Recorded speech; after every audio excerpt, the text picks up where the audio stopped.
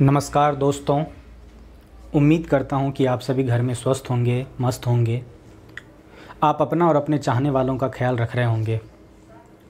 11 मई से जो भारत की विदेश नीति पर वीडियो सीरीज़ शुरू किया था, आज हम उस कड़ी को आगे बढ़ा रहे हैं। उस यात्रा में आगे बढ़ रहे हैं भारत चीन संबंधों के साथ। तो विदेश नीति के ऊपर जो वीडियो सीरीज़ शुरू किया गया था, उसमें हम लोग आज भारत चीन संबंधों की कहानी से अपनी उस यात्रा को शुरू करेंगे। तो यात्रा शुरू करने से पहले एक बात इम्पॉर्टेंट है जो आपको जानना चाहिए।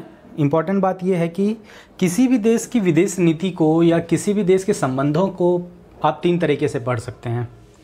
पहला तरीका तो ये है कि आप उसे टाइम फ्रेम के आधार पर पढ़ें। टाइम फ्रेम का मतलब ये हुआ कि वो देश जब से आज़ाद हुआ है या जब से विदेश नीति या अपने संबंधों को बनाना शुरू किया है, तब से लेकर वर्तमान तक आप उस पूरे टाइम फ्रेम को पढ़ लें। जैसे अगर भारत की बात करें तो भारत 1947 में आज़ाद हुआ। तो 1947 से लेकर 2021 तक भारत और चीन की कहानी क्या है, भारत और चीन के संबंध कैसे ग्रो किए हैं, आप इस तरीके से पढ़ सकते हैं। भारत चीन के संबंधों में कैसे उतार चढ़ाव आए हैं टाइम के साथ, ऐसे पढ़ सकते हैं। दूसरा तरीका होता है पढ़ने का इश्यू पे आधारित। इश्यूज़ पे आधारित से मतलब ये हुआ कि आप संबंधों का वर्गीकरण कर लें। जब संबंधों का वर्गीकरण कर लेंगे तो उन वर्गीकरण में आप टकराव और सहयोग के मुद्दे देख लें। टकराव यानी कि कॉन्फ्लिक्ट, सहयोग यानी कि कोऑपरेशन। तो कोऑपरेशन और कॉन्फ्लिक्ट के मुद्दे देखें और संबंधों को पढ़ें। जैसे भारत चीन के आर्थिक संबंध, भारत चीन के सामरिक संबंध, भारत चीन के रक्षा संबंध, इन सब में आप देख लें कि भारत चीन कहाँ कहाँ टकरा रहे हैं और कहाँ कहाँ सहयोग कर रहे हैं। ये दूसरा तरीका हुआ पढ़ने का। एक तीसरा तरीका जनरली कई सारी बुक में आपको दिखाई देगा, और वो तरीका ये है कि आप उस देश के जो राष्ट्र प्रमुख होते हैं या जो सरकार प्रमुख हैं, जो सरकार चलाते हैं, उनके टेन्योर के आधार पर संबंधों को पढ़ लें। जैसे भारत चीन संबंधों को अगर पढ़ना है तो आप नेहरू एरा में पढ़ लीजिए कि भारत चीन के संबंध नेहरू एरा में कैसे थे। फिर उसके बाद नेहरू के बाद इंदिरा गांधी जी सत्ता में आई तो इंदिरा गांधी के समय कैसे थे। फिर उसके बाद लेटर ऑन फेज करते करते मोदी जी के समय भारत चीन संबंध कैसे हैं। मतलब मोदी जी के समय भारत चीन संबंधों में क्या अच्छाइयाँ हैं और क्या बुराइयाँ हैं, मतलब कहाँ सहयोग हो रहा है और कहाँ टकराव हो रही है। आप इन 3 तरीक़ों से किसी भी देश के रिलेशन को पढ़ सकते हैं। लेकिन हम जो स्टार्ट करने वाले हैं, हमारा तरीका होगा टाइम फ्रेम वाला। हम लोग बेसिकली भारत चीन संबंध को टाइम फ्रेम के आधार पर पढ़ेंगे, और आज जो शुरू करने वाले हैं वो पहला टाइम फ्रेम है 1949 से 1957 तक। भारत चीन संबंधों के 1949 से 1957 तक के टाइम फ्रेम को या एरा को बेसिकली एकेडमिशियन या बुक में हनीमून फेज के तौर पर लिखा जाता है, बताया जाता है। यानी कि अगर आपसे ये पूछा जाए कि भारत चीन संबंधों का 1949 से 1957 तक का जो एरा था, उसका एक बुकिश नेम क्या है या एकेडमिशियन नेम क्या है, तो उसे कहते हैं हनीमून फेज। हनीमून वर्ड इसलिए यूज किया गया है क्योंकि आपको पता होगा कि हनीमून में सब कुछ अच्छा अच्छा हो रहा होता है। हनीमून में हम एक दूसरे का ख्याल रखते हैं, एक दूसरे को प्यार और केयर करते हैं, एक दूसरे के साथ संबंध को मजबूत करने का ट्राई करते हैं, एक दूसरे की गलतियों को माफ़ करते हैं, और धीरे धीरे हम एक दूसरे का बाबू सोना जैसा ख्याल रखना शुरू कर देते हैं। तो इसीलिए चूँकि भारत चीन संबंधों की ये जो कहानी है 1949 से 1957 तक, इन वर्षों में भारत चीन के बीच टकराहट ना के बराबर है, और दोनों देश केवल सहयोग बढ़ाने के प्रयत्न कर रहे हैं। क्योंकि दोनों देश सहयोग बढ़ाने के प्रयत्न कर रहे हैं, इसीलिए इसे हनीमून फेज कहा जाता है। ठीक, तो हम आज से शुरू कर रहे हैं भारत चीन संबंधों को, जो कि हम टाइम फ्रेम के आधार पर पढ़ेंगे। और हमारा पहला टाइम फ्रेम है 1949 टू 1957, जिसे कि हनीमून फेज भी कहते हैं। इसे प्रस्तुत कर रहा हूँ मैं, यानी कि विकास कुमार। आगे बढ़ने से पहले अगर आपने चैनल को सब्सक्राइब नहीं किया है तो प्लीज़ चैनल को सब्सक्राइब कर लीजिए। Please do subscribe my channel, because क्योंकि आपके सब्सक्रिप्शन से मुझे मोटिवेशन मिलता है कि मैं ऐसे वीडियो क्रिएट कर सकूं। तो प्लीज़ ज़रूर से ज़रूर सब्सक्राइब कीजिएगा। Okay, thank you. चलिए स्टार्ट करते हैं हम यहाँ से अपनी यात्रा को। भारत चीन संबंध को पढ़ने से पहले 1949 में भारत चीन का मैप देख लीजिए। अगर आप 1949 में भारत चीन का मैप देखते हैं तो आपको इंटरेस्टिंग चीज़ दिखाई देगा। इंटरेस्टिंग चीज़ क्या दिखाई देगा कि भारत और चीन का सीमा आपस में उस रूप में साझा नहीं कर रहा है जिस रूप में आज कर रहा है। भारत और चीन के बीच में ये तिब्बत एक बफर स्टेट के रूप में था। आप तिब्बत के मैप को बहुत ध्यान से देखिए। कश्मीर से लगता हुआ हिमाचल प्रदेश, उत्तराखंड, नेपाल होते हुए सिक्किम, भूटान और पूरा का पूरा नॉर्थ ईस्ट की बाउंड्री को ये तिब्बत की बाउंड्री शेयर करती थी। यानी कि भारत चीन के बीच का पूरा जो सीमा आप देखते हैं आज, उतना सीमा था ही नहीं। केवल और केवल कश्मीर के ऊपरी हिस्से में भारत और चीन आपस में सीमा को साझा कर रहे थे। अब चूंकि दोनों आपस में सीमा साझा ही नहीं कर रहे थे, दोनों के बीच में सीमा विवाद भी नहीं था, तो भारत और चीन के बीच सीमा विवाद को खत्म करने में तिब्बत का सबसे बड़ा योगदान था। और तिब्बत एक बफर स्टेट के रूप में था। तो बफर स्टेट क्या होता है?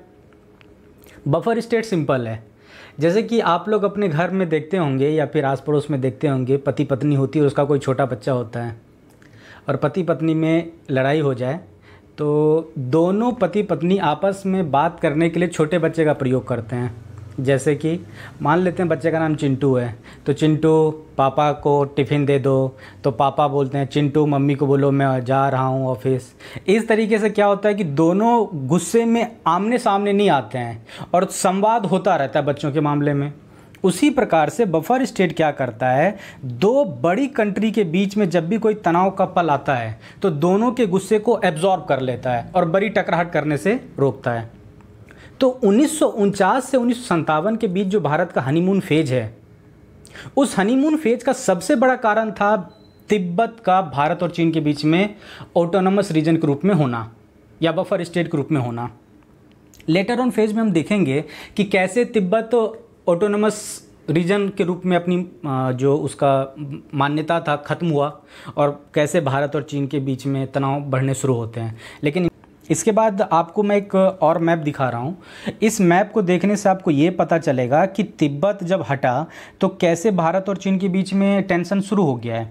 तो देखो ये वाला रीजन, अब जैसे ये तिब्बत का ये वाला बॉर्डर समाप्त हुआ तो अब डायरेक्टली ये वाला बॉर्डर चीन के साथ हम साझा करने लग गए।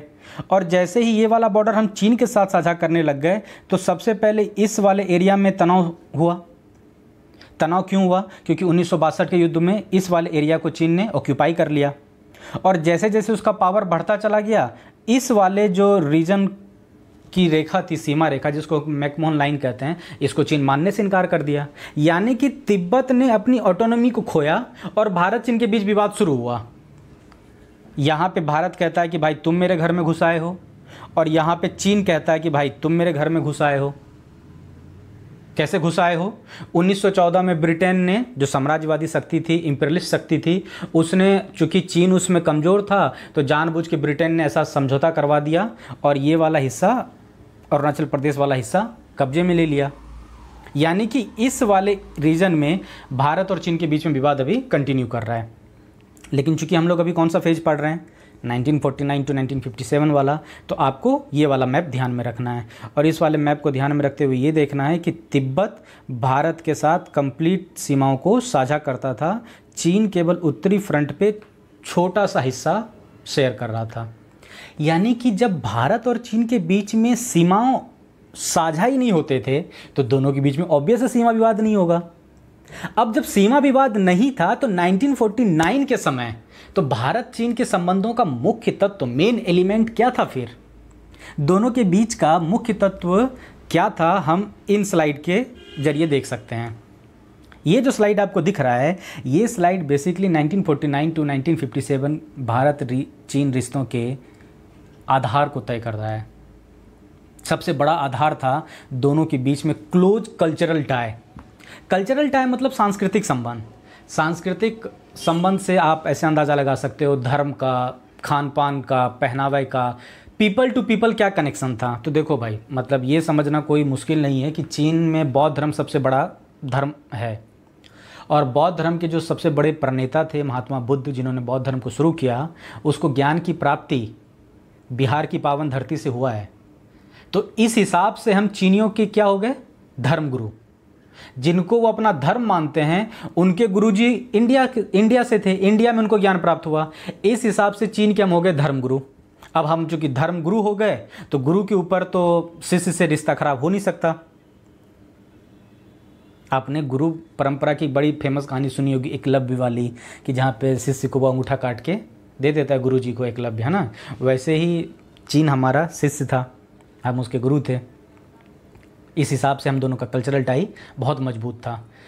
इतिहास में आपको ऐसे बहुत सारे एग्जाम्पल दिख जाएंगे, ह्वेनसांग, इत्सिंग, फैहान, ये सब बुद्ध धर्म को स्टडी करने के लिए इंडिया आते रहे हैं। और इंडिया से जाने के बाद अपना पूरा का पूरा जो भी उनके थॉट्स हैं बुक में लिखे हैं और इंडिया चाइना रिलेशन को मजबूत किए हैं। और इसमें तिब्बत प्रमुख भूमिका निभाता है। तिब्बत बौद्ध धर्म का सबसे बड़ा जगह है जहाँ पे दलाई लामा का शासन था, और तिब्बत में बेसिकली धार्मिक रूल था। वहाँ के जो बुद्धिस्ट सबसे बड़े लीडर थे, जो बुद्ध धर्म के सबसे बड़े नेता थे, वही वहाँ का राजनेता भी था। तो मेन एलिमेंट पहला क्या था, दोनों के बीच कल्चरल टाई मजबूत थे। इसके अलावा भारत और चीन का एंशियंट टाइम से ही ट्रेड टाई भी बहुत मजबूत था। ट्रेड टाई यानी कि व्यापारिक रिश्ते। व्यापारिक रिश्ते मजबूत होने का सबसे बड़ा कारण था सिल्क रूट। तो सिल्क रूट क्या होता, तो सिल्क रूट देख लीजिए। आपके सामने जो स्लाइड है ये बेसिकली सिल्क रूट का इमेज है। सिल्क रूट एक मार्ग है, एक व्यापारिक मार्ग है जो चीन को रोमन एम्पायर से जोड़ता था। रोमन एम्पायर क्या है, तो रोमन एम्पायर बेसिकली आप आज का यूरोप इमेजिन कर लीजिए, आज का यूरोप और आज का चाइना इमेजिन कीजिए, और कैसे वो दोनों एक दूसरे के साथ बिजनेस करते थे। तो जिन मार्ग से बिजनेस करते थे उनको एंशिएंट टाइम में सिल्क रूट कहा जाता था। अब सिल्क रूट क्यों पड़ा, इसके पीछे की कहानी इंटरेस्टिंग है। चूँकि चीन सबसे बड़ा रेशम का उत्पादक था और रोमन एम्पायर चीन का सबसे बड़ा खरीदार था, तो वहाँ से इस रास्ते से सिल्क रोमन एम्पायर में जाता था। चूँकि बहुत बड़ी मात्रा में सिल्क जाता था, इसीलिए रास्ते का नाम सिल्क रूट पड़ गया। समझ में आ गया सिल्क रूट क्यों पड़ा। ठीक, अब इंडिया कैसे इंपॉर्टेंट रोल प्ले कर रहा है, तो देखो इंडिया इंपॉर्टेंट रोल प्ले कर रहा है। आप इन मार्क के मैप को देखो, ये एरिया हमेशा से वोलेटाइल रहता था, पहला। दूसरा, इंडिया कैसे ग्रेटर रोल प्ले करता था, इस वाले रीजन में इंडिया का डोमिनेंस रहता था। कनिष्क कुषाण के समय में ये वाला रीजन पूरा का पूरा इंडिया का डोमिनेंस था। जम्मू कश्मीर के चूँकि उत्तरी भाग में है, तो हमेशा यहाँ पे भारत के जो भी ग्रेट रूलर रहे हैं वो इस एरिया को डोमिनेट करते रहे हैं। अब इस एरिया को डोमिनेट करते रहें और आपको इस एरिया से बाईपास करना है तो आपको भारत के साथ रिश्तों को मजबूत करना होगा।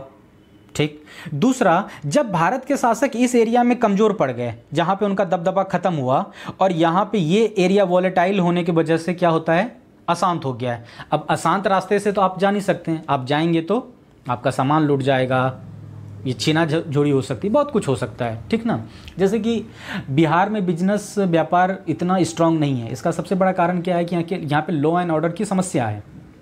बस इसी चीज़ को आप इमेजिन कर लीजिए उस समय कि अगर जो रूट है, ट्रेड रूट है, वो एरिया अशांत होगा तो क्या होगा, वहाँ उस एरिया से व्यापार नहीं हो पाएगा फिर। तो ऐसी स्थिति में जब ये वाला एरिया अशांत होता था तो चाइना से माल कलकत्ता पोर्ट में आता था और इंडियन ओशियन होते हुए अरब सागर के द्वारा रोमन एम्पायर तक जाता था। यानी कि सिल्क रूट अशांत हुआ तो चीन का सारा माल रोमन एम्पायर में जाता था भारत के द्वारा। तो इस प्रकार भारत और चीन के व्यापारिक संबंध क्या थे, बहुत ही स्ट्रांग थे। ठीक, और दोनों के बीच में क्या थे इंपॉर्टेंट एलिमेंट, तो देखो दोनों के बीच में सबसे बड़ा इंपॉर्टेंट एलिमेंट क्या था कि दोनों साम्राज्यवाद के शिकार थे और दोनों कहीं ना कहीं उपनिवेश बने हुए थे। साम्राज्यवाद के शिकार थे मतलब भारत और चीन को पश्चिमी देशों ने अपने फ़ायदे के लिए बहुत लूटा था। भाई पश्चिमी देश अपने यहाँ पे सामान का उत्पादन करते थे और भारत और चीन से कच्चे संसाधन लेके जाते थे, और कमोबेश भारत चीन दोनों का बहुत शोषण हुआ था।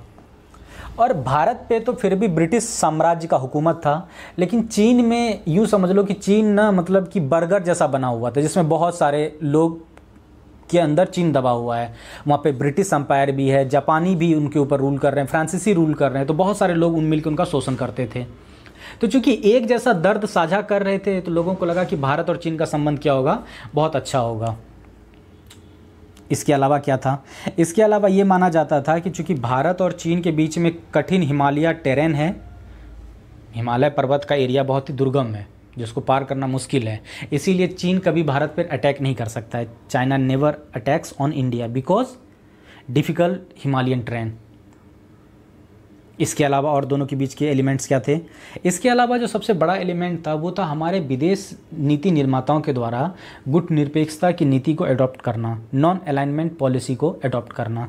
नॉन अलाइनमेंट पॉलिसी का मतलब क्या हुआ कि हम किसी भी गुट में शामिल नहीं होंगे, हम स्वतंत्र विदेश नीति को अडॉप्ट करेंगे। देखो कहानी बड़ी सिंपल सी है, हम लोग लेटर ऑन फेज में नॉन अलाइनमेंट पॉलिसी को समझेंगे।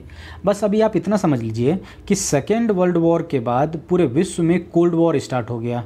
कोल्ड वॉर में एक तरफ यूएसए था तो दूसरी तरफ यूएसएसआर था। यूएसएसआर यानी कि सोवियत संघ। कि भारत की विदेश नीति में दो व्यक्तियों का सबसे बड़ा दबदबा था। पहला था भारत के प्रधानमंत्री जवाहरलाल नेहरू, ठीक, और दूसरे थे भारत के रक्षा मंत्री मेनन साहब। इन दोनों का भारत की फॉरेन पॉलिसी पे बड़ा दबदबा था और इन दोनों को साम्यवाद से गहरी सहानुभूति थी। और साम्यवाद बेसिकली एक विचारधारा है जो कि समाज में समानता में यकीन करता है, गरीबी को समाप्त करना चाहता है, जितनी भी बेबसी है उनको समाप्त करना चाहता है। और चूंकि चीन साम्यवादी देश था इसीलिए चीन के प्रति ऑटोमेटिक सॉफ्ट कॉर्नर हो गया। आप ऐसा समझ लो कि आप ना मतलब क्लास में हो और आप किसी के प्रति सॉफ्ट कॉर्नर रखते हो तो अपने आप उसके लिए क्या करोगे, आप हेल्प करना शुरू कर दोगे अपने आप ही। वैसे ही चीन साम्यवादी नीति को अडॉप्ट किया था और नेहरू और मेनन दोनों साम्यवाद से सॉफ्ट कॉर्नर रखते थे, तो इस वजह से चीन के प्रति भी नेहरू और मेनन का सॉफ्ट कॉर्नर जनरेट हो गया। तो ये मोटा मोटी कुछ एलिमेंट थे जो कि भारत और चीन के रिलेशनशिप को क्या कर रहे थे, संचालित कर रहे थे या फिर डायरेक्शन दे रहे थे। इतना समझ में आ गया होगा आप लोगों को। चलो यहाँ से आगे बढ़ते हैं। यहाँ से आगे की कहानी हनीमून फेज की कहानी है, यानी कि अब हम अपने ओरिजिनल टॉपिक में एंटर कर रहे हैं जहाँ पे अब हम भारत चीन के रिलेशन को समझने का प्रयास करेंगे। और फिर से मैं आपको याद दिला दूँ कि हमारा पढ़ने का तरीका क्या है, टाइम फ्रेम वाला। और हम कौन सा टाइम फ्रेम पढ़ रहे हैं, 1949 टू 1957, जिसे क्या कहते हैं, हनीमून फेज। हनीमून फेज मतलब सब कुछ गुलाबी गुलाबी, ठीक है, ओके। चलो तो देखो संबंध शुरू करते हैं, संबंधों की कहानी शुरू करते हैं। तो पहले एक दो बातें तो बता दूं। भारत 1947 में आज़ाद हुआ, यानी कि भारत आज़ाद 1947 में हुआ है, तो भारत के संबंधों की कहानी भी 1947 से शुरू होगी।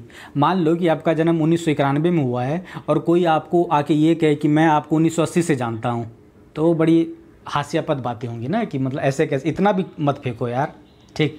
वैसे ही भारत 1947 में जन्म लिया है तो भारत और चीन की कहानी उसी समय से शुरू होगी। चीन 1949 में पीपल्स रिपब्लिक ऑफ चाइना बना है। पीपल्स रिपब्लिक ऑफ चाइना बना, इसका मतलब क्या हुआ कि देखो मतलब कि ये ब्रीफ में मैं आपको बताता हूँ। जैसे कि भारत में पहले राजतंत्र था, फिर उसके बाद ब्रिटिशर्स आए और फिर उसके बाद हमने आज़ादी पाया। वैसे ही चीन में भी पहले राजतंत्र था, फिर 1912 ईस्वी में एक क्रांति होती है। 1912 ईस्वी में क्रांति होती है और क्रांति होने के साथ ही राजतंत्र खत्म होता है और डॉक्टर सन यात सेन के नेतृत्व में वहाँ पे एक रिपब्लिक की स्थापना होती है। लेकिन रिपब्लिक की जो स्थापना होती है लेटर ऑन फेज में वहाँ पे फिर माओ के नेतृत्व में साम्यवादी क्रांति होती है और साम्यवादी क्रांति होने के बाद अक्टूबर 1949 में पीपल्स रिपब्लिक ऑफ चाइना का गठन होता है, ठीक। ये दो बात आपको समझ में आ गया। यानी कि आप यहाँ से इतना समझ लो कि 1947 में भारत आज़ाद हुआ और 1949 में चीन साम्यवादी गणराज्य बना। यानी कि अब दोनों की जो कहानी स्टार्ट होगी 1949 ऑनवर्ड्स स्टार्ट होगी। क्लियर हो गया यहाँ तक। और देखो यहाँ पे मैं एक इंटरेस्टिंग फैक्ट की तरफ दोस्तों आपका ध्यान आकर्षित करता हूँ। जब अक्टूबर 1949 में चीन साम्यवादी गणराज्य बना था तो भारत गैर साम्यवादी देशों में या फिर नॉन सोशलिस्ट कंट्री में पहला ऐसा देश था जिसने चीन को मान्यता प्रदान किया था।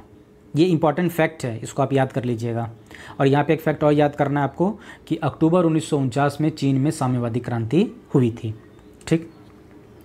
अब एक बात को समझो कि अक्टूबर 1949 में जो चीन को हमने राजनीतिक मान्यता प्रदान की, इसकी कहानी क्या थी? इसकी कहानी बड़ी इंटरेस्टिंग है दोस्तों। देखो हुआ क्या था, ये चीन, मेनलैंड चीन, चीन का मुख्य भाग, यहाँ पे जब अक्टूबर 1949 में माओ के नेतृत्व में कम्युनिस्ट क्रांति हुई, तो यहाँ पे जो शासक था उसका नाम था च्यांग काई शेक। ये साहब च्यांग काई शेक ये भाग के कहाँ पहुँच गए? ताइवान। और यहाँ पे माओ का साम्यवादी रूल स्टार्ट हो गया। अब इस समय वर्ल्ड में चल क्या रहा है? इसमें वर्ल्ड में चल रहा है कोल्ड वॉर। ये साम्यवादी क्रांति कब हुआ? 1949 में। साम्यवादी क्रांति मतलब कौन सी विचारधारा? साम्यवादी विचारधारा या कम्युनिस्ट विचारधारा। ठीक। कोल्ड वॉर किसके किसके बीच में हो रहा है? तो कोल्ड वॉर दो विचारधारा के बीच में हो रहा है, एक कैपिटलिस्ट विचारधारा और दूसरा कम्युनिस्ट विचारधारा। कैपिटलिस्ट विचारधारा को कौन प्रमोट कर रहा है? यूएसए। और कम्युनिस्ट विचारधारा को यूएसएसआर। ठीक। 1949 में जब चीन में क्रांति हुआ तो चीन में कौन सा विचारधारा आ गया? साम्यवादी विचारधारा। तो जैसे ही यहाँ पे साम्यवादी विचारधारा आया, वैसे ही यूएसए का क्या हो गया? दुश्मन। तो यूएसए ने क्या कहा कि ये वाला जो चीन है, ये वाला ओरिजिनल चीन नहीं है, यहाँ पे ताइवान में जो काई शेक की सरकार भाग के गई है, ये वाला ओरिजिनल चीन है।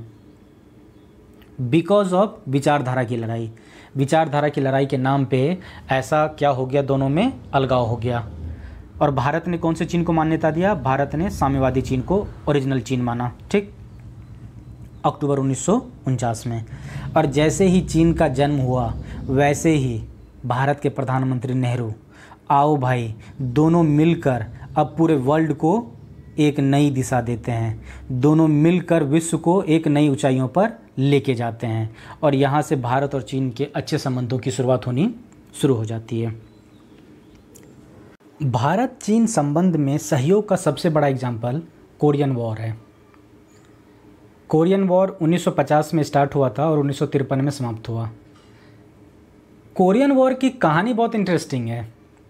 जब मैं कोरियन वॉर को पहली बार पढ़ा था तो मुझे लगा एक ऐसा युद्ध है जिसमें कि भारत दोनों विरोधी गुटों का साथ दे रहा है, पहले इस टीम का फिर बाद में उस टीम का।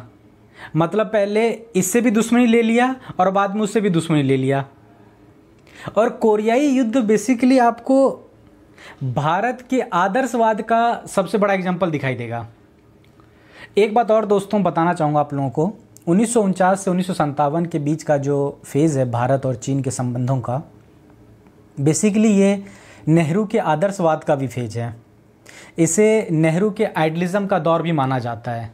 जब आप लेटर ऑन फेज में देखेंगे कि जब चीन और भारत आपस में टकरा रहे हैं तो कई सारे लोग क्रिटिसाइज करते हैं कि ये नेहरू के आइडियलिज्म वाले विचार या आइडियलिज्म वाले जो पॉलिसी थी उसका फेलियर है। तो कोरियाई युद्ध भारत के विदेश नीति जो आदर्शवाद पर आधारित था उसका सबसे बड़ा एग्जाम्पल है। तो हम लोग कोरियाई युद्ध को देखें उससे पहले 1-2 मिनट हम लोग आदर्शवाद को देख लेते हैं कि आदर्शवाद क्या होता है। आदर्शवाद, जिसको अंग्रेजी में आइडियलिज्म कहते हैं। आइडियलिज्म मतलब कि दुनिया को देखने का ऐसा नज़रिया जो सिद्धांत या प्रिंसिपल पर बेस्ड हो। बेसिकली ये नैतिकता, मॉरलिटी पे फोकस करता है। ये राजनीति में नैतिकता को हमेशा बनाए रखना चाहता है। नैतिकता कभी भी आपके एक्ट से दूर नहीं हो। अगर आप ऐसे विचारधारा को फॉलो करते हैं तो आप आइडियलिज्म को फॉलो करते हैं। मैं आपको 2 एग्जांपल देता हूं, आप उन 2 एग्जांपल से आदर्शवाद को अच्छे से समझ सकते हैं। देखिए, इस दुनिया में 2 चीज़ हैं, एक है साधन और दूसरा है साध्य। मतलब मीन और एंड, या यूँ कहूँ रास्ता और मंजिल। अगर आप मंजिल को पाने के लिए कोई भी रास्ता अपनाना चाहते हैं तो वो रियलिज्म है, वो यथार्थवाद है। लेकिन मंजिल को पाने के लिए आपके रास्ते भी उचित होने चाहिए, नैतिकतापूर्ण होने चाहिए, तो वो आइडियलिज्म है। जिस प्रकार से आपके जो अंतिम गोल हैं वो बहुत अच्छे होने चाहिए, उसी प्रकार से आप उन गोल तक पहुंचने के लिए जो वे ले रहे हैं, जो रास्ता अडॉप्ट कर रहे हैं, वो भी उतने ही पवित्र होने चाहिए, वो उतने ही नैतिकतापूर्ण होने चाहिए, मोरालिटी से भरपूर होना चाहिए। अगर आप अपने एंड और अपने मीन को दोनों को मोरालिटी से भरपूर रखते हैं और दोनों को मोरालिटी के रास्ते पर रखते हैं तो आप आइडियलिज्म को फॉलो करते हैं। और अगर आप केवल अपने एंड पे फोकस करते हैं, चाहे उसके लिए कोई भी रास्ता अडॉप्ट करना पड़े, तो आप रियलिज्म को फॉलो करते हैं। इसका एग्जांपल आपको इंडियन हिस्ट्री से देता हूँ। भारत को आज़ाद कराना सबसे बड़ा मंजिल था हमारे फ्रीडम फाइटर का। फ्रीडम फाइटर में दो सबसे बड़े फ्रीडम फाइटर इंडिया में हुए हैं, एक भगत सिंह और दूसरा गांधी जी। गांधी जी भारत को आज़ाद कराना चाहते थे, उनका एंड गोल बहुत पवित्र था, नैतिकतापूर्ण था, लेकिन वो रास्ता भी उसी प्रकार का रखना चाहते थे, यानी कि सत्य, अहिंसा और नैतिकता से परिपूर्ण रास्तों पे चलकर वो भारत को आज़ादी दिलाना चाहते थे। लेकिन भगत सिंह का मानना था, चूंकि भारत को आज़ाद कराना ही अपने आप में नैतिक कार्य है, तो इसके लिए किया गया कोई भी कार्य नैतिक है। यानी कि वो अपने रिजल्ट पे फोकस कर रहे थे और उन रिजल्ट को एडॉप्ट करने के लिए वो किसी को मारने को भी तैयार थे। तो वो रियलिज्म के पर्सपेक्टिव से दुनिया को देख रहे थे। तो आपको इस डिबेट में नहीं पढ़ना है कि आइडियलिज्म सही है या रियलिज्म, ये डिबेट का सवाल नहीं है। दोनों अपनी जगह सही है, ना आइडियलिज्म गलत है ना रियलिज्म गलत है। लेकिन सवाल ये है कि आप किसको फॉलो करते हैं। अगर आप आइडियलिज्म को फॉलो करते हैं तो आपका एंड भी नैतिक होना चाहिए और आपके रास्ते भी नैतिक होने चाहिए। लेकिन रियलिज्म वालों का मानना है कि भैया आपके एंड नैतिक होने चाहिए, बाकी रास्ते आप कोई भी एडॉप्ट कर लो। और जनरली हम लोग जीवन में रियलिज्म को ज़्यादा फॉलो करते हैं। एग्ज़ाम में अच्छे नंबर लाना है, क्या फ़र्क पड़ता है कैसे लाते हैं, चीटिंग कर लो, दोस्ती से देख लो, टाप लो, टीप लो, जो करना है कर लो, एग्ज़ाम में नंबर आने चाहिए। ठीक है। खैर, बेसिकली ये जो टाइम फेज है वो आपको नेहरू के आदर्शवाद की पूरी कहानी आपको दिखाई देगा, जहाँ पे नेहरू राजनीति में नैतिकता को बना के रखना चाहता है, सत्य अहिंसा पे फोकस करना चाहता है, और जो किसी भी चीज़ का जो आदर्श चीज़ है जैसे कि मोरालिटी, सदाचारी, इन सब चीज़ पे वो फोकस करता है। ठीक है, तो हम अपनी कहानी को फिर से आगे कंटिन्यू करते हैं। हमारी कहानी है भारत और चीन के संबंधों में सबसे बड़ा सहयोग का उदाहरण, और हम देख रहे हैं कोरियन वॉर को। कोरियन वॉर जैसा कि मैंने बताया था कि 1950 से 1953 के बीच में हुआ है। कोरियन वॉर को आगे बढ़ें, 1950 के समय का वर्ल्ड देख लीजिए आप। सेकेंड वर्ल्ड वॉर 1945 में समाप्त हुआ। ठीक, सेकेंड वर्ल्ड वॉर 1945 में समाप्त हुआ, और सेकेंड वर्ल्ड वॉर समाप्त होता है अमेरिका के जापान के ऊपर। ये देखिए जापान है, अमेरिका के जापान के ऊपर न्यूक्लियर बॉम्ब गिराने के साथ। न्यूक्लियर बॉम्ब ने जापान को भीषण तबाही के दौर में लेके चला गया, और पूरे विश्व ने देखा कि कैसे मानवता समाप्त हो सकता है, और जापान ने अपने आप को सरेंडर कर दिया। जब जापान ने अपने आप को सरेंडर कर दिया तो उस समय जापान में अमेरिकन सैनिक का दबदबा बढ़ना शुरू हो गया। ठीक, ये जो आप मैप में कोरिया को देख रहे हैं, सेकेंड वर्ल्ड वॉर के समय ये कोरिया पूरा कंप्लीट एक देश था, और यहाँ पे जापान का कंट्रोल था। यानी कि कोरिया अपने आप में क्या था, एक कॉलोनी था, किसका, जापान का। अब जापान ने सरेंडर कर दिया, तो जापान ने सरेंडर कर दिया तो कोरिया भी क्या हो गया, स्वतंत्र हो गया। ठीक, यहाँ तक तो अच्छी बात है कि भाई जापान ने सरेंडर किया, कोरिया स्वतंत्र हुआ। लेकिन जैसे ही सेकेंड वर्ल्ड वॉर एंड हुआ, पूरे विश्व में एक नई कहानी शुरू हो गई, और पूरे विश्व की कहानी वो क्या थी कि सेकेंड वर्ल्ड वॉर एंड और कोल्ड वॉर शुरू। तो दोस्तों, कोल्ड वॉर क्या है?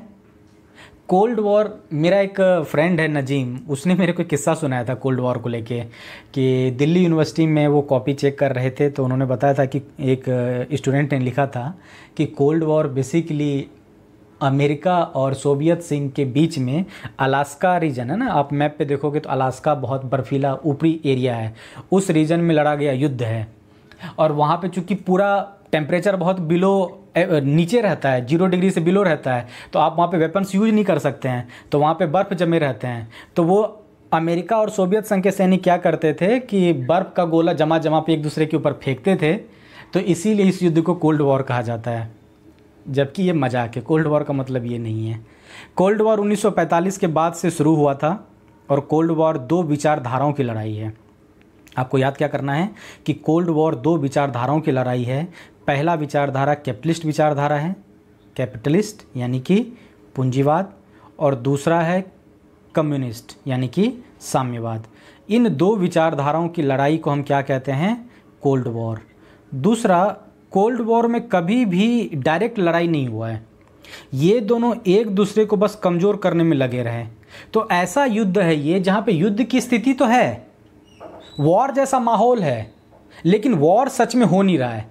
आप इसको ना ऐसे इमेजिन करो ना, कोई सीरियल इमेजिन कर लो जहाँ पे सास बहू में आपस में पूरा खटपट चल रहा है, दोनों आपस में मन ही मन प्लान कर रहे हैं कि मुझे इसको सबक सिखाना है, तेल गिरा देंगे फर्श पे और वो फिसल के गिर जाएगी, उसका सर फूट जाएगा, लेकिन डायरेक्ट आमने सामने नहीं आ रहे हैं। तो जब कोई दो देश डायरेक्ट युद्ध में नहीं आए लेकिन एक दूसरे को कमज़ोर करता रहे या एक दूसरे के अहित को सोचता रहे या उनके बारे में बुरा सोचता रहे, तो ऐसे स्थिति को हम बेसिकली कोल्ड वॉर कहते हैं। जब सेकेंड वर्ल्ड वॉर समाप्त हुआ था तो 1945 से पूरे विश्व में कोल्ड वॉर स्टार्ट हो गया। अब कोल्ड वॉर लड़ा किसके किसके बीच में गया है? तो अमेरिका और सोवियत संघ। ठीक, अब देखो जापान पे अमेरिका का कब्जा हो चुका है, यहाँ पे कौन है? यूएसए।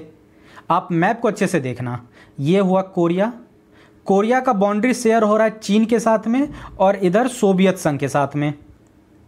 1945 के बाद विश्व में दो बड़ी शक्ति है, पहली शक्ति है अमेरिका, दूसरी शक्ति है सोवियत संघ।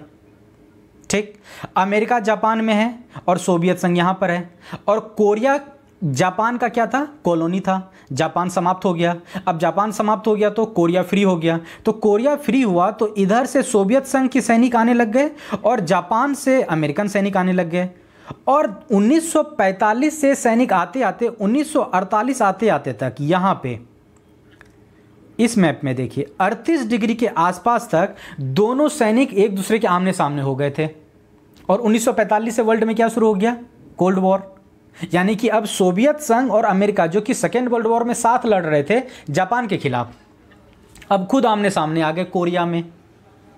तो जहां पे उसके सैनिक आते चले गए थे तो उन दोनों में 1948 में कौन सा डेट था? 1948 में एक सहमति बनती है कि 38 डिग्री चैनल, ये देखिए ये वाला मैप अच्छे से देख लीजिएगा, 38 डिग्री चैनल के बीच में उन्होंने एक रेखा खींच दिया और रेखा खींचने के बाद कोरिया को दो भागों में बांट दिया। ये उत्तर वाला कोरिया सोवियत संघ द्वारा समर्थित और दक्षिण वाला जो कोरिया है वो अमेरिका समर्थित। और यहीं से कोरिया जो अपने आप में एक देश था दो भागों में बंट गया और दो भाग में उत्तरी कोरिया और दक्षिणी कोरिया। और देखो 1945 और 1948 में उत्तरी कोरिया दक्षिणी कोरिया अस्तित्व में आया और आज तक 2021 में भी उत्तरी कोरिया दक्षिणी कोरिया ही है। क्लियर हो गया ये बात कि कोरिया में कैसे चीज़ें आगे बढ़ी थी। ठीक, यहाँ तक तो अच्छी बात है, कोई बात नहीं, दोनों शांति से रह सकते थे। लेकिन चूंकि जैसा कि आपको पता है कि उत्तरी कोरिया दक्षिणी कोरिया दोनों एक ही कोरिया का पार्ट है, तो नॉर्थ कोरिया को लगा कि मुझे साउथ कोरिया को अपने आप में मिला लेना है। तो नॉर्थ कोरिया में शासक थे किम इल जुंग। और ये किम इल जुंग पता है कौन है? ये Kim Il Jung basically Kim Jong Un के दादाजी थे। किम जोंग उन कौन है? किम जोंग उन अभी उत्तर कोरिया के जो शासक हैं, वो आपने उसका एक फनी सा हेयर स्टाइल देखा होगा, दोनों साइड से टकला टाइप का। किम जोंग उन जो उत्तर कोरिया के शासक हैं, उसके दादाजी नॉर्थ कोरिया के पहले शासक बने थे सोवियत संघ के समर्थन से। तो किम इल जुंग ने क्या सोचा कि मुझे उत्तरी कोरिया से दक्षिणी कोरिया पे अटैक करके दक्षिण कोरिया को भी मिला लेना है और कोरिया नाम का एक पूरा गणराज्य बना देना है। तो 25 जून 1950, डेट इंपॉर्टेंट नहीं है, आपको याद नहीं करना है, बस मैंने ऐसे ही रिसर्च किया था तो मुझे डेट पता है तो आपको बता दे रहा हूँ। 25 जून 1950 को नॉर्थ कोरिया से साउथ कोरिया में उसने इन्वेड किया। ठीक, साउथ कोरिया किसके अंडर में है? किसका समर्थन है? यूएसए का। और उत्तरी कोरिया को किसका समर्थन है? सोवियत संघ का। अब जैसे ही उत्तरी कोरिया ने इन्वेड किया वैसे ही अमेरिका दक्षिण कोरिया को क्या करेगा? सपोर्ट करेगा। तो अमेरिका ने पूरे वर्ल्ड को बताया कि देखो भाई उत्तरी कोरिया ने आक्रमण कर दिया है। तो भारत ने कहा अरे हाँ भाई ये तो सच में आक्रमण कर दिया है और नॉर्थ कोरिया आक्रमणकारी है। अगर आप नॉर्थ कोरिया को आक्रमणकारी कह रहे हैं तो नॉर्थ कोरिया में कौन सी विचारधारा? कम्युनिस्ट विचारधारा। और कम्युनिस्ट विचारधारा को सपोर्ट कौन कर रहा है? सोवियत संघ। और चीन में इस समय क्या हो चुका है? साम्यवादी क्रांति हो चुकी है। मैंने आपको पहले बता दिया था कि अक्टूबर 1949 में कम्युनिस्ट रिवॉल्यूशन हो चुका है। तो जैसे ही आपने उत्तर कोरिया को आक्रमणकारी बताया वैसे ही आपने सोवियत संघ और चीन को भी तो आक्रमणकारी बता दिया, क्योंकि उन दोनों का समर्थन प्राप्त है। तो आपने वो चाणक्य का एक फेमस कथन सुना होगा, भाई दोस्त का दोस्त आपका दोस्त और दोस्त का दुश्मन आपका दुश्मन। तो जैसे ही हमने उत्तर कोरिया को आक्रमणकारी बताया तो उत्तर कोरिया के जो दो दोस्त हैं टपलू पपलू, सोवियत संघ और चीन, इन दोनों को भी आक्रमणकारी बता दिया। अमेरिका खुश, बोले वाह भाई भारत ये तुमने बहुत अच्छा किया, गुड, ठीक है भाई। तो अमेरिका को लगा कि भाई भारत अब उसके साथ आ गया है। क्यों? क्योंकि भारत भी आक्रमणकारी बता रहा है और अमेरिका भी आक्रमणकारी बता रहा है। तो बोला भाई भारत, चूँकि पता है तुमको कि सोवियत संघ और चीन मिलकर उत्तर कोरिया के माध्यम से दक्षिण कोरिया को बर्बाद करना चाह रहे हैं, तो आओ भाई मिलकर एक संयुक्त सेना का गठन करते हैं और उत्तर कोरिया को सबक सिखाते हैं। तो भारत ने कहा ना भैया ये हमसे ना होगा। क्यों? क्योंकि हम अहिंसा में विश्वास करते हैं, हिंसा में विश्वास करते ही नहीं हैं। चूंकि ये उत्तर कोरिया और दक्षिण कोरिया के बीच का मामला है तो उन दोनों को ही सुलझाने दीजिए और आप भी इस लड़ाई से बाहर रहिए। अब जैसे ही भारत ने कहा कि भाई हम आपको सैनिक नहीं देंगे, हमसे फिर अमेरिका नाराज हो गया। और अभी बातें चल ही रही थी कि संयुक्त सेना बनाना है और उत्तर कोरिया को सबक सिखाना है, तभी आप इसको देखिए, ये साहब हैं डगलस मैकआर्थर। टुकड़ी ली और आक्रमण करना शुरू कर दिया और आक्रमण करते करते उत्तरी कोरिया को हराते हराते हराते वो यहाँ तक पहुँच गए। और यहाँ पे एक यालू नदी बहती है, अगर वो यालू नदी को क्रॉस कर जाते तो अमेरिकन कहाँ पहुँच जाते? चीन में। देखो ये वाला चीन, इस मैप को देखो, ये रहा चीन, ये रहा उत्तरी कोरिया और यहाँ पे यालू नदी बहती है। तो अगर यालू नदी क्रॉस कर जाते तो अमेरिकन्स कहाँ पहुँच जाते? चीन में। यानी कि अमेरिकन्स का कब्जा कहाँ हो जाता? चीन के ऊपर। तो ये तो अब तो सीधा सीधा चीन के खिलाफ लड़ाई हो गया। यानी कि चीन के खिलाफ लड़ाई कौन कर रहा है? General Douglas MacArthur. तो चीन के लिए बाध्यकारी हो गया कि वो अपनी सीमाओं की रक्षा करे। तो चीन ने अपने हथियारबंद स्वयंसेवक को भेजा युद्ध में, पीपल्स वॉलंटरी आर्मी कहा जाता था, उसको भेजा और ये डगलस मैकआर्थर की सेना को वापस खदेड़ना शुरू कर दिया। और इस 38 डिग्री चैनल के पीछे उन्होंने वापस धकेल दिया। ये जो 38 डिग्री चैनल है जो कि उत्तर कोरिया और दक्षिण कोरिया को डिवाइड कर रहा है, वापस भेज दिया। इसी समय सोवियत यूनियन, अमेरिका और चीन के बीच तनातनी एकदम टॉप लेवल पे पहुंच गया। अमेरिका के कहने पर संयुक्त राष्ट्र संघ ने एक प्रस्ताव पारित किया कि देखो भाई चीन ने आक्रमण किया है अमेरिका के फौज पे और इसका समर्थन भारत को करने के लिए कहा गया। तो भारत ने इसका समर्थन करने से मना कर दिया। उन्होंने कहा कि नहीं, चीन ने आक्रमण नहीं किया है, बेसिकली ये जो जनरल डगलस मैकआर्थर हैं इन्होंने चीन के ऊपर पहले आक्रमण किया था, बाद में चीन ने इसका अपोज किया है। यानी कि जब इंडिया के सामने प्रपोजल आया यूएनए में जिसमें कि चीन को आक्रमणकारी बताना था, चीन को आक्रमणकारी बताना था तो भारत ने इसका क्या कर दिया? अपोज कर दिया। यानी कि आप क्या देख रहे हो कि भारत हमेशा नैतिकता के रास्ते पे चल रहा है और नैतिकता के रास्ते पे चलते हुए एक बार वो अमेरिका से दुश्मनी पाल ले रहा है, एक बार वो चीन से दुश्मनी पाल ले रहा है। और युद्ध किसके बीच में हो रहा है? अमेरिका और चीन के बीच में। और दोनों से दुश्मनी कौन पाल ले रहा है? भारत। इसके बावजूद कोरियाई युद्ध में चीन को भारत का समर्थन मिला। ये भारत चीन के संबंध का एक लैंडमार्क एग्जाम्पल है जहां पे दोनों देशों के संबंध बहुत ही उन्नत अवस्था में थे। दोनों आपस में क्या कर रहे थे? एक दूसरे से कोऑपरेट कर रहे थे। भारत चीन संबंधों के कोऑपरेशन का दूसरा जो सबसे बड़ा कारण है, हाँ एक चीज़ और, ये जो आप नीचे मैप देख रहे हो ये वाला, ये बेसिकली साउथ कोरिया के जो शासक थे वो हैं, इनका नाम था सिंगमैन री। यानी कि ये जो कोरियन वॉर है, कोरियन वॉर के 3 खिलाड़ी हैं, एक ये किम इल जुंग, दूसरे ये सिंगमैन री और तीसरे जनरल डगलस मैकार्थर। और ये 38 डिग्री चैनल जो कि नॉर्थ कोरिया और साउथ कोरिया को आपस में डिवाइड करता है। यहाँ से कई बार ऐसे वन लाइनर सवाल भी पूछा जाता है, जैसे यूजीसी नेट एग्ज़ाम में पूछा जाता है कि उत्तरी कोरिया और दक्षिणी कोरिया को विभाजित करने वाली रेखा कौन सी है, तो उसका सही आंसर क्या है? 38 डिग्री चैनल। ठीक है, तो भारत चीन संबंधों के बीच का दूसरा सहयोग का उदाहरण हम देखते हैं और उसका नाम है तिब्बत इशू।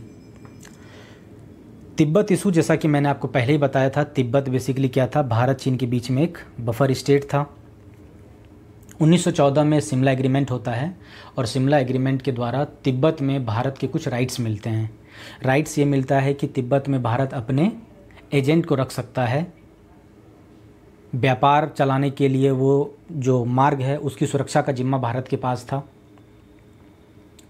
लेकिन लेटर ऑन फेज में जब साम्यवादी क्रांति होती है तो साम्यवादी क्रांति के साथ ही चीन मजबूत होता जाता है और चीन को लगता है कि तिब्बत पर उसका कब्जा होना चाहिए। और फिर 1950 में 25 अक्टूबर 1950 में चीन तिब्बत के ऊपर आक्रमण कर देता है और तिब्बत पर कब्जा कर लेता है। जैसे ही चीन ने तिब्बत पर आक्रमण किया वैसे ही भारत और चीन का मैप ऐसा हो गया। अब चीन भारत के साथ सीधा ही बाउंड्री को शेयर करने लग गया। अगर आप सीधा ही बाउंड्री को शेयर करेंगे तो आपके तनाव बढ़ने के चांसेस बहुत ज़्यादा हो जाएंगे। तनाव उस समय बढ़ा, 1950 में भी तनाव बढ़ा, लेकिन हम लोग कौन से फेज में थे? हनीमून फेज में, जहाँ पे आप अपने पार्टनर की सभी गलतियों को क्या कर देते हैं? माफ़ कर देते हैं, इग्नोर कर देते हैं। खाने में नमक है, कोई बात नहीं बाबू, शॉपिंग करना है, चलेंगे सोना। वैसे ही तिब्बत पर कब्जा कर लिया चीन ने, भारत ने कहा कोई बात नहीं, तिब्बत तो सदियों से चीन के साथ ही रहा है, वो तो ब्रिटेन वालों ने आके इसको स्थिति अलग कर दी। ये सही बात है, हो सकता है ऐसा हो, लेकिन इम्पोर्टेंट ये है कि आपको ये पता होना चाहिए कि तिब्बत आपके बीच में बफर स्टेट था, तो आपको इसका अपोज करना चाहिए, ऐसे बहुत सारे स्ट्रेटजिस्ट कहते हैं। हम लोग एक अलग वीडियो में तिब्बत इशू कंप्लीट समझेंगे, कि तिब्बत इशू को एक अलग ही वीडियो में समझेंगे। अभी बस आप इतना समझ लीजिए कि तिब्बत जो पहले ऑटोनमस रीजन था उसको 25 अक्टूबर 1950 को चाइना ने ऑक्यूपाई कर लिया, और जब चाइना ने ऑक्यूपाई कर लिया तो दोनों के संबंधों में हल्की सी दरार आई, लेकिन इस दरार को 1954 में फुलफिल कर लिया गया। भारत और चीन इसको बड़ा इशू बनने नहीं दिए और 8 ईयर्स ट्रेड एग्रीमेंट किया, 8 वर्षीय व्यापार समझौता किया। देखिए ये वाला 8 वर्षीय व्यापार समझौता किया, और भारत को जो अधिकार प्राप्त थे तिब्बत के ऊपर, भारत ने सब खुशी खुशी त्याग दिए, और चीन का तिब्बत के ऊपर सॉवरेनिटी को एक्सेप्ट कर लिया कि हाँ, तिब्बत के ऊपर किसकी संप्रभुता है? चीन की। तिब्बत किसका हो गया? चीन का पार्ट हो गया, भारत को कोई दिक्कत नहीं है।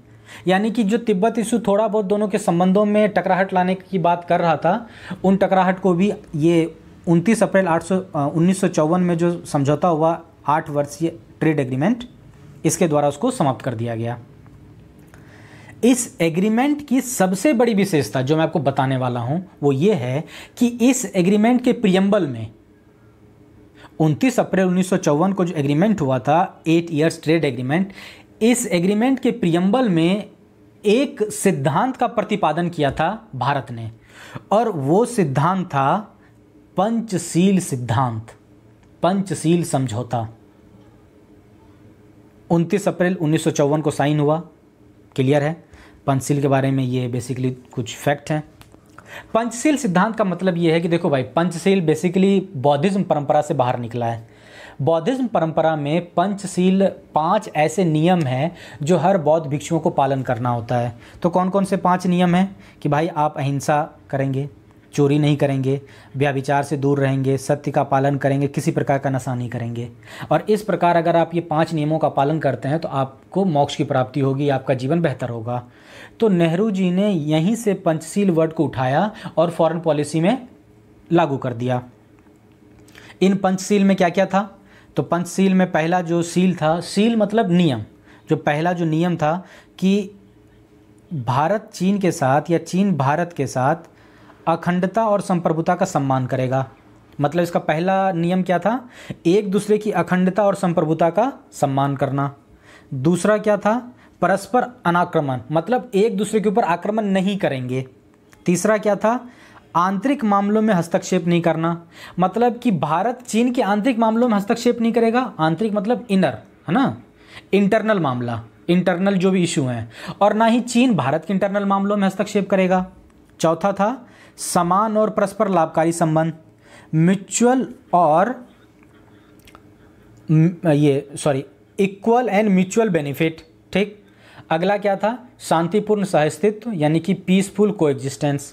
ये 5 नियम थे भारत और चीन के संबंधों को बनाने के, आगे बढ़ाने के।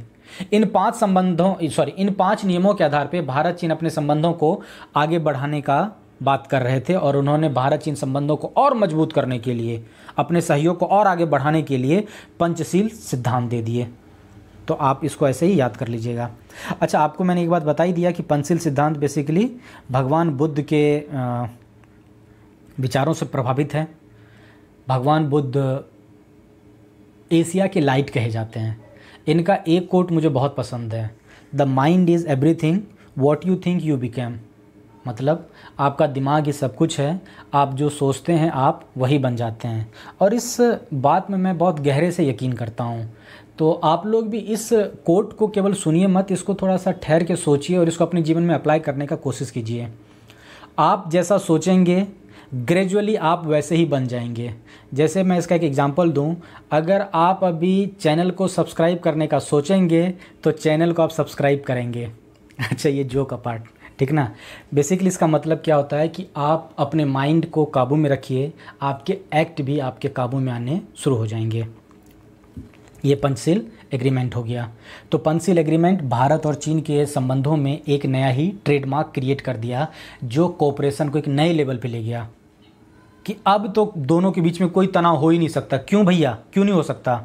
क्योंकि हमने तो 5 नियम बना लिए हैं और उन नियमों के आधार पे हमारे संबंध बहुत ही अच्छे होने हैं। लेटर ऑन फेज में जून 1954 में चाउ एन लाई की भारत यात्रा होती है, और चाउ एन लाई की जब भारत यात्रा होती है तो चाउ एन लाई पंचशील सिद्धांतों को फोकस करता है। और जब जॉइंट दोनों का जॉइंट ब्रीफिंग होता है तो दोनों पंचशील सिद्धांतों पर अपनी सहमति बताते हैं। बोले हाँ, भारत चीन का जो संबंध है वह पंचशील एग्रीमेंट के द्वारा ही आगे बढ़ेगा। ये कुछ फैक्ट हैं जब जून 1954 ये कुछ इमेज हैं जब जून 1954 में चाउ एन लाई इंडिया आए थे। तो देखिए कितनी गर्माहट के साथ जवाहरलाल नेहरू जी उनका स्वागत कर रहे हैं। अच्छा, एक बात मैं आपको यहाँ पे एक इंटरेस्टिंग चीज़ बताना चाह रहा हूँ।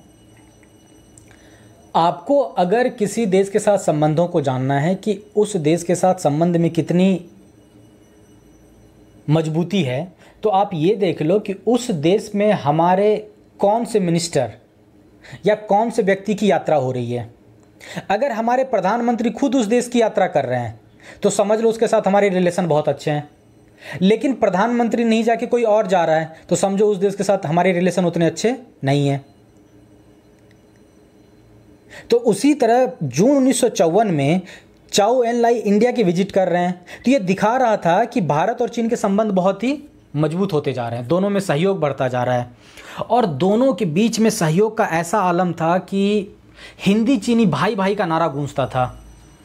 जब चाउ एन लाई इंडिया आए थे तो जो उनका स्वागत किया गया था, जब रोड्स पलामू, उनको पालम एयरपोर्ट से लाया गया था। पालम में इंडियन एयरफोर्स का स्टेशन है, वहाँ से वो आए थे। तो वहाँ से लेकर के गेस्ट हाउस तक पूरे रास्ते इंडिया भारत चीन भाई भाई, हिंदी चीनी भाई भाई के नारे से पूरा रोड गूंजता था। जब चाउ एन लाई इंडिया आए तो उन्होंने न्योता दिया कि नेहरू साहब आप भी चीन आइए कभी हवेली पे। तो नेहरू जी ने एक्सेप्ट किया और अक्टूबर 1954 में नेहरू जी की यात्रा होती है चीन में। और नेहरू जी का भी वैसा ही ज़ोरदार स्वागत, मेहमान नवाजी भर भर के, ऐसा वो हनीमून फेज याद कर लो, मेहमान नवाजी चल रहा है, रेड रोजेज़। माओ रिसीव करने आए, माओ के साथ उनका डिनर होता है। और चूँकि अच्छा एक बात और आपको बताऊं, नेहरू जी को बच्चों से बहुत लगाव था, ठीक ना। तो चाइना ये जानते थे कि नेहरू जी का लगाव है, तो बच्चों का ये देखिए, इस चित्र में देखिए, बच्चों का एक टीम इकट्ठा किया गया नेहरू जी से मिलवाने के लिए, ताकि नेहरू जी को अच्छा लगे, है ना। आप सोचो हनीमून में हम क्या करते हैं, एक दूसरे पार्टनर को अच्छा फील कराने के लिए अरेंजमेंट करते रहते हैं ना, सरप्राइजेस देते हैं, वैसे ही कि जो पसंद होता है वही चीज़ देते हैं। वैसे ही नेहरू जी को पसंद क्या था, बच्चों के साथ इंटरेक्ट करना, तो नेहरू जी के लिए स्पेशल चीन में चीनी बच्चों को बुलाया गया इंटरेक्ट करने के लिए, ज़ोरदार स्वागत हुआ। और इस तरीके से दोनों का जो विजिट होता है, चाउ एन लाई का और फिर नेहरू जी का, इससे भारत चीन के संबंध में सहयोग के द्वार बहुत खुलते हैं। यहाँ पे एक इंटरेस्टिंग फैक्ट बताता हूँ, जब अक्टूबर 1954 में नेहरू जी का विजिट समाप्त हुआ और वो वापस इंडिया आते हैं, तो उनकी कलकत्ता में एक रैली होती है, और कलकत्ता की रैली में वो ऑफिशियल बता रहा हूँ मैं ये बात, कि वो बड़े ज़ोर से भाषण देते हैं कि चाइना नेवर्स अटैक ऑन इंडिया, मतलब चीन कभी भी भारत पर हमला नहीं करेगा। उनको इतना मेहमान नवाजी से अंदाज़ा हो गया था कि चीन और भारत के संबंध कैसे होंगे, हमेशा अच्छे होंगे। ठीक, भारत चीन संबंधों में सहयोग के और उदाहरण क्या हैं? और उदाहरण है अप्रैल 1955 का बांडुंग सम्मेलन। बांडुंग सम्मेलन क्या था? बांडुंग बेसिकली इंडोनेशिया का एक शहर है, और वहाँ पे अफ्रीकी एशियाई एकता को दिखाने के लिए कॉन्फ्रेंस हुआ। देखो एक बात को समझो, पूरे विश्व में पश्चिम के देशों ने, ब्रिटेन, फ्रांस, जर्मनी, इन लोगों ने मिलकर थर्ड वर्ल्ड कंट्री को, थर्ड वर्ल्ड मतलब अफ्रीका, एशिया के देश और साउथ अमेरिका के देश। देखो आपने क्या करो कि ग्लोब पे एक ये ग्लोब लो, और ग्लोब पे एक बीचों बीच लाइन खींच दो 0 डिग्री का, तो 0 डिग्री के नीचे जितने भी कंट्री हैं उनको थर्ड वर्ल्ड कंट्री कहा जाता है, और इसमें बस यहाँ पे ऑस्ट्रेलिया और न्यूजीलैंड को छोड़ देना। ठीक, तो पश्चिम के देशों ने ज़्यादातर थर्ड वर्ल्ड कंट्री को क्या किया था, एशिया और अफ्रीका की कंट्री को क्या किया था, गुलाम बनाया था, और गुलाम बनाया और उनका भीषण शोषण किया, एक्सप्लॉयटेशन बहुत गहरे लेवल पे। भारत में हमने देखा, वो लगान मूवी आप लोगों ने देखा ही होगा, सूखा पड़ा हुआ है फिर भी आप हमें टैक्स दो, इस लेवल पे जाके एक्सप्लॉइट किया गया था। तो चूंकि एक्सप्लॉयटेशन के शिकार अफ्रीका और एशिया के दोनों देश थे, तो जब भारत आज़ाद हुआ तो नेहरू जी का ये सपना था कि भाई अब अफ्रीका और एशिया और दोनों देश, दोनों महादेशों में अब क्या होगा, एकता होगा, और दोनों मिलकर आपस में क्या करेंगे, विकास करेंगे। और एक बात ध्यान रखना, बहुत इंटरेस्टिंग बात है, नेहरू जी की परवरिश कहाँ हुई थी, पश्चिमी माहौल में हुई थी। फर्राटेदार अंग्रेजी बोलते थे, नॉलेज बेस बहुत अच्छा था, अंग्रेज उसके दोस्त थे, आपको तो पता ही होगा लॉर्ड माउंटबेटन उसके बहुत अच्छे मित्र थे, और इवन की उनकी जो मिसेस थी वो भी नेहरू जी की बहुत अच्छी दोस्त थी, है ना, उनके तो बहुत सारे किस्से फेमस हैं। तो अपने आप ही क्या हुआ कि थर्ड वर्ल्ड के जितने भी गरीब देश हैं उन सब के बीच में नेहरू लीडर बनकर आ गया सामने। अब नेहरू जी को क्या लगने लग गया कि अब मौका है कि ये वर्ल्ड की लीडरशिप इंडिया करे, और नेहरू जी वैसे ही उभरते हुए नेता बन गए, जो कि थर्ड वर्ल्ड के सबसे बड़े नेता बन गए थे, और थर्ड वर्ल्ड को विकास के रास्ते पे आगे लेके जाना चाह रहे थे। तो अप्रैल 1955 में बांडुंग सम्मेलन होता है इंडोनेशिया में, और चीन को भी न्योता दिया जाता है कि आप भी आइए और हम दोनों मिलकर अफ्रीका और एशिया को एक नई ऊंचाई पे लेके जाते हैं। तो देखिए ये कुछ इमेजेस हैं जो कि नेहरू जी के साथ आपको थर्ड वर्ल्ड के नेताओं की फ़ोटो दिखेगा। ठीक है, इस इमेज में देखिए चाउ एन लाई बांडुंग सम्मेलन को संबोधित कर रहे हैं, और यहाँ पे नेहरू जी बैठे हुए हैं। यहाँ पे देखिए नेहरू जी हैं, ये इंडोनेशिया के राष्ट्रपति हैं, ठीक, और ये देखिए गुयाना के हैं। गुयाना कहाँ है, African country, Indonesia Asian country. Nehru ji तो भारत के प्रधानमंत्री थे ही, जो कि एशिया के हैं। ठीक है, मतलब कि बांडुंग सम्मेलन ने भारत चीन की मित्रता को और मजबूत कर दिया, दोनों के बीच में सहयोग का एक और कारण मिल गया। वो कारण क्या था, एक महान लक्ष्य, और वो महान लक्ष्य क्या है, अफ्रीका और एशिया के देशों के बीच का दोस्ती, और दोनों को विकास की असीम ऊंचाइयों पर लेके जाना। यानी कि जब आपके पास महान लक्ष्य होता है तो आप छोटी छोटी मुद्दों पर टकराएंगे थोड़ी। नेहरू जी को ये विश्वास हो गया कि अब भाई चीन हमारे साथ आ गया है, अब दोनों मिलके एशिया को तरक्की करा देंगे और यूरोप को दिखा देंगे कि एशिया भी कम नहीं है। अब चूंकि हमें एशिया को सुपीरियर बनाना है तो हम लोग आपस में बाउंड्री को लेके लड़ेंगे थोड़ी, ये चीन को ऐसा नेहरू जी को ऐसा विश्वास हो गया था। भारत और चीन के सहयोग के और कौन से उदाहरण हैं? इंडिया ने सपोर्ट किया चीन के परमानेंट मेंबर को यूनाइटेड नेशन के सिक्योरिटी काउंसिल में। देखिए ये कहानी भी बड़ी दिलचस्प है, इसके बारे में सोशल मीडिया पे और व्हाट्सएप यूनिवर्सिटी पे अफवाह भी बहुत ज़्यादा हैं, तो इसको मैं थोड़ा सा आपको डिटेल में बताता हूँ। देखो पहले तो ये समझो कि सेकेंड वर्ल्ड वॉर के बाद यूएन नाम की एक एजेंसी बनती है 24 अक्टूबर 1945 को, जिसका काम क्या था? पूरे विश्व में शांति को एस्टेब्लिश करना, पूरे विश्व में शांति को बना के रखना। इतना समझ में आ गया? सेकेंड वर्ल्ड वॉर, भीषण त्रासदी, बहुत ज़्यादा बर्बादी, जनरेशन का जनरेशन साफ। अब दोबारा ऐसा नहीं हो, ह्यूमैनिटी बच के रहे, यूनाइटेड नेशन नाम का एक संस्था बन गया। और यूनाइटेड नेशन के 6 अंग थे, ठीक है? 6 अंग कौन कौन से थे?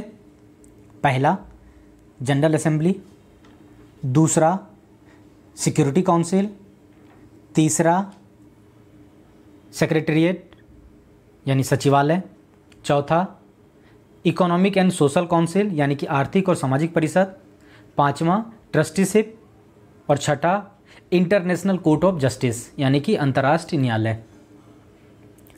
इसमें 2 अंग में सदस्यता होती है, जैसे जनरल असेंबली यानी कि महासभा और सिक्योरिटी काउंसिल। तो सिक्योरिटी काउंसिल में वर्तमान में 15 सदस्य होते हैं, 5 परमानेंट और 10 नॉन परमानेंट। और जनरल असेंबली में यूनाइटेड नेशन के जितने भी मेंबर कंट्री हैं उन सब की सदस्यता होती है। अब यूनाइटेड नेशन बनाया गया था सुरक्षा करने के लिए, ठीक? और सुरक्षा बनाए रखने का सबसे बड़ा जो यंग अंग है, बॉडी है, वो था सिक्योरिटी काउंसिल। और याद रखना दोस्तों, ये बना कब है? 1945 में। और सिक्योरिटी काउंसिल का काम क्या है? सिक्योरिटी करना। अब सिक्योरिटी कमज़ोर करेगा या ताकतवर करेगा? General knowledge. सुरक्षा का दायित्व किसे देंगे आप? कमज़ोर लोग को या ताकतवर लोग को? तो ऑब्वियस आप ताकतवर लोग को देंगे। तो 1945 के वर्ल्ड में जो भी ताकतवर कंट्री था, उन 5 ताकतवर कंट्री को सिक्योरिटी काउंसिल का मेंबर बना दिया गया और उनको काम सौंपा गया कि भैया आप क्या कीजिए, पूरे वर्ल्ड में सुरक्षा को बनाइए। तो ये 5 देश कौन कौन से थे? यहाँ देखिए, यूएसए, यूके यानी ब्रिटेन, रसिया यानी कि उस समय का सोवियत संघ, फ्रांस और चाइना, ठीक है? इन 5 देशों को काम दिया गया था कि विश्व में सिक्योरिटी आप बना के रखिए। यानी कि जब 1945 में सिक्योरिटी काउंसिल बना था तो उसका मेंबर तो चाइना था ही। तो फिर हम लोग ये क्या पढ़ रहे हैं कि इंडिया ने सपोर्ट किया चाइनीज परमानेंट मेंबरशिप की, जबकि 1945 में ही वो बन चुका था। तो इसकी कहानी फिर याद कीजिए। 1949 में क्या हुआ था दोस्तों? 1949 में चीन में साम्यवादी क्रांति। साम्यवादी क्रांति किसने किया था? माओ ने। किसके खिलाफ किया था? चांग क्याई शेक के खिलाफ। तो चांग क्याई शेक चीन से भाग के कहाँ चला गया? ताइवान में। और माओ ने कौन से विचार को अडॉप्ट किया था चीन के ऊपर? साम्यवाद को। 1945 के बाद वर्ल्ड में क्या स्टार्ट हो गया? Cold war. कोल्ड वॉर क्या है? 2 विचारधाराओं की लड़ाई, पूंजीवाद और साम्यवाद। पूंजीवाद का नेता कौन? अमेरिका। साम्यवाद का नेता कौन? सोवियत संघ। 1949 में चीन में क्या आ गया? साम्यवाद। तो अमेरिका इसका अपोज करेगा या अमेरिका इसका समर्थन करेगा? अमेरिका इसका अपोज करेगा। तो अमेरिका ने क्या कहना शुरू कर दिया कि ये जो ताइवान में चांग काई शेक भाग के गई है वही असली चीन है, हम इसे असली चीन नहीं मानते हैं। लेकिन असली चीन तो यही वाला है ना, ये तो यहाँ पे जिसके अगेंस्ट क्रांति हुआ तो वो भाग के यहाँ पे शासक चला गया है। ये चीन पूरा उठा के हनुमान जी के जैसे थोड़ी लेके चले गए, जैसे हनुमान जी ने पहाड़ उठा के लंका ले आए थे, वैसे ही ताइवान में चीन उठा के थोड़ी लेके आ गया था वो। तो इसका मतलब ये हुआ कि यूएन कि सिक्योरिटी काउंसिल में परमानेंट मेंबर किसे माना जाए, इस वाले चीन को या इस वाले ताइवान को। ये लड़ाई बेसिकली विचारधारा की लड़ाई बन गई थी कोल्ड वॉर के एरा में। क्लियर हो गया ये बात। 1971 में जब अमेरिका और इस वाले चीन का रिलेशन बढ़िया होना शुरू होगा तो इस वाले चीन को मान्यता मिल जाएगा कि उनको यूनाइटेड नेशन के सिक्योरिटी काउंसिल में मेंबर बना दिया जाए। लेकिन 1949 के बाद से जब से ये विवाद शुरू हुआ तब से ही भारत का स्टैंड क्या रहा है, भारत ने हमेशा मेनलैंड चीन को सपोर्ट किया है। यानी कि जो माओ वाला चीन था उसको सपोर्ट किया कि भाई वही असली चाइना है, उसी को परमानेंट मेंबरशिप का दर्जा दिया जाना चाहिए, ना कि ताइवान वाले चीन को। क्लियर हो गया ये बात। तो ये यूनाइटेड नेशन सिक्योरिटी काउंसिल से रिलेटेड कुछ फैक्ट है, आप उसको देख लीजिएगा। 15 मेंबर होते हैं, 5 परमानेंट और 10 नॉन परमानेंट। अभी इंडिया हाल ही में नॉन परमानेंट मेंबर बना है। और सिक्योरिटी काउंसिल का मेन काम क्या होता है, सुरक्षा को बनाए रखना। ठीक। भारत और चीन के संबंधों का सहयोग का अगला एग्जाम्पल क्या है, भारत और चीन के सहयोग का अगला एग्जाम्पल है दोस्तों गोवा लिब्रेशन में चाइना का समर्थन। आपको जान के बड़ा आश्चर्य होगा कि जब भारत आज़ाद हुआ था उस समय गोवा को आज़ादी नहीं मिली थी। भारत आज़ाद कब हुआ, 1947 में। लेकिन गोवा पता आपको आज़ाद कब हुआ है, गोवा आज़ाद हुआ है 1961 में। 19 दिसंबर 1961 को गोवा आज़ाद हुआ है। ठीक, ये देखिए यहाँ पे लिखा हुआ है। तो कहानी क्या है, तो गोवा की कहानी भी बड़ी इंटरेस्टिंग है। 1498 में वास्को डिगामा नाम का एक व्यक्ति, एक नाविक इंडिया आता है, पुर्तगाली व्यक्ति था। और उसके बाद 1510 में गोवा पे पुर्तगाली शासन स्टार्ट हो जाता है और वहाँ से गोवा 1961 तक पुर्तगालियों का कॉलोनी बन के रहता है। यानी कि पूरे इंडिया पे ब्रिटिश हुकूमत थी लेकिन गोवा पे पुर्तगालियों का कब्जा था। क्लियर हो गया। ब्रिटिश से आज़ादी मिल गई हमें 1947 में, लेकिन पुर्तगालियों से आज़ादी अभी तक नहीं मिली थी। अब यहाँ से कहानी को समझते हैं। देखो, फिर से कोल्ड वॉर को याद करो। कोल्ड वॉर कब हुआ, 1945।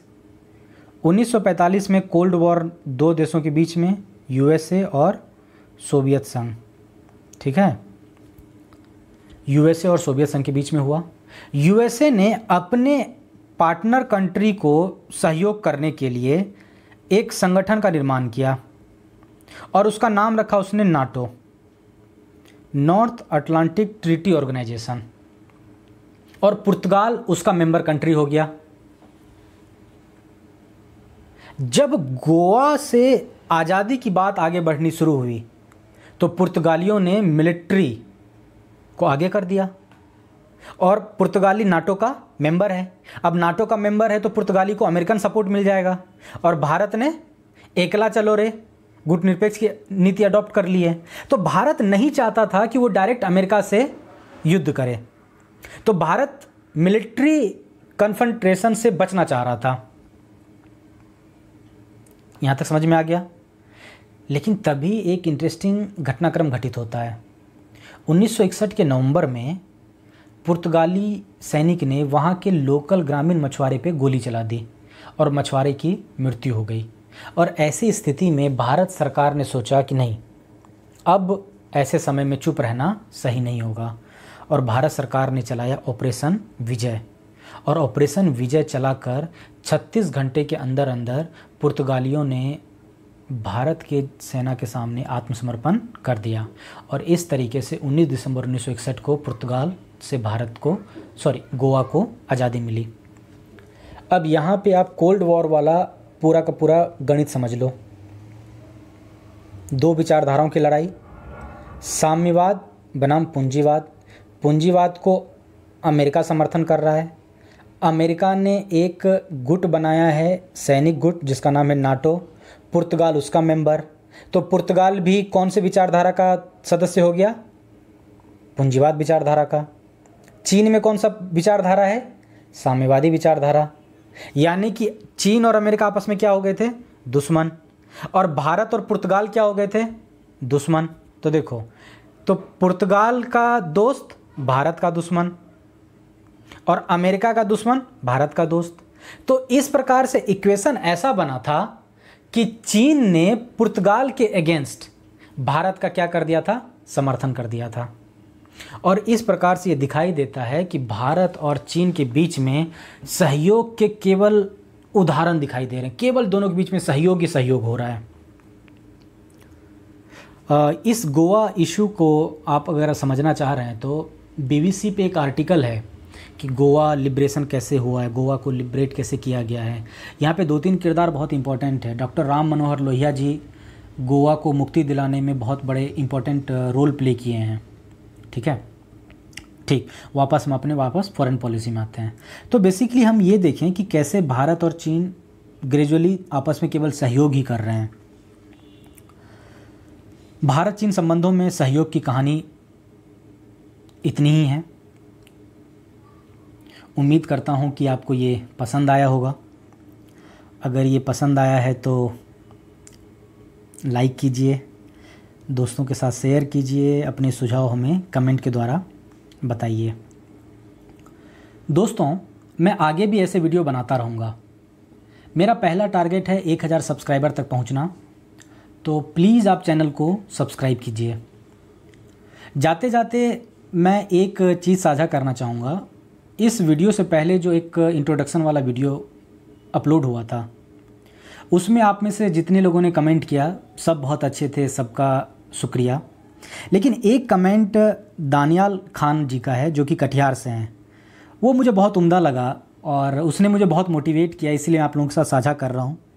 इन्होंने लिखा है कि I love your new idea, the second lockdown is going to be very interesting just because of your new initiative. मैं उम्मीद करता हूँ कि कोरोना के इस सेकेंड वेव में जो लॉकडाउन लगा है, उस लॉकडाउन को मैं कुछ रचनात्मक तरीके से आपकी ज्ञान वृद्धि कर सकूं और आपका लॉकडाउन बहुत अच्छे से बीते। आप कुछ ना कुछ क्रिएटिव सीखते रहिए। वीडियो में बने रहने के लिए थैंक यू। हमारा जो अगला वीडियो है वो वीडियो है एपिसोड 2, जो कि चीन के विश्वासघात की कहानी है। तो बेसिकली हम एपिसोड 2 में टकराव के काल को देखेंगे 1958 टू 1962। तो thank you for watching, stay connected and do subscribe. Thank you very much.